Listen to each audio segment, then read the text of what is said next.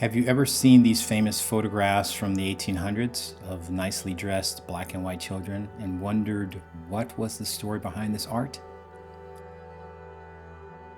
Well, here it is. Let's go back to Louisiana in 1863 and the Emancipation Proclamation. The slaves had been freed by executive order in most of the country, but the attitudes towards granting former slaves access to an education and other amenities white Americans enjoyed was still frowned upon. Understanding that during slavery, many children born into slavery had white fathers and, as a result, were light-skinned. Many of them even had white features. These mixed-race people were called mulatto in most of the country and Creole in parts of Louisiana. A few schools were set up to educate these former black children, but again, formal education for blacks was not popular, and many white Americans saw blacks as being inferior and incapable of learning in the same way a white person could be educated. Major General Nathaniel Banks of the Department of the Gulf and the Freedmen's Relief Association of New York took it upon themselves to put a face on these former slave children in an effort to raise funds to run a school. With the aid of Colonel George Hanks of the 18th Infantry, Côte d'Afrique, 8 former slaves, 5 children and 3 adults, went to a photography studio and took a series of photographs in December of 1863 under the lens of Myron H. Kimball. Some of these photographs showed children that looked totally white and yet had been slaves. Others showed a well-dressed black child, noting his ability to learn after only a few months of formal schooling. To humanize slavery further, the adult former slaves photographed told the stories of the cruelty of slavery.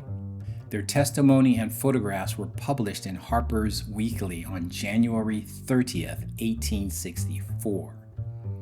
The photographs were also printed and sold for 25 cents each. This is what was said of Wilson Chin, pictured here. Wilson Chin was about 60 years old and had been raised by Isaac Howard of Woodford County, Kentucky. When 21 years old, he had been taken down to the river and sold to Volsey B. Marmillion, a sugar planter about 45 miles above New Orleans.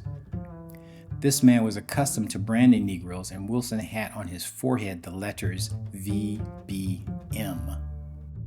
Of the 255 slaves in the Marmillion plantation, 105 left at one time to enter the Union camp.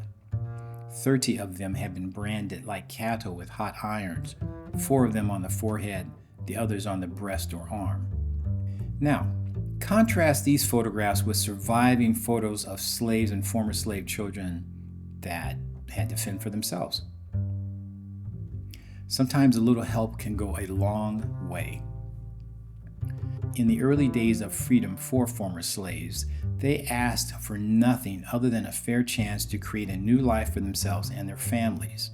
Unfortunately, a fair opportunity and equality for the former slaves and their descendants didn't come until the passage of the Civil Rights Act of 1964. And by that time, major damage had already been done to the Black American family and their ability to catch up.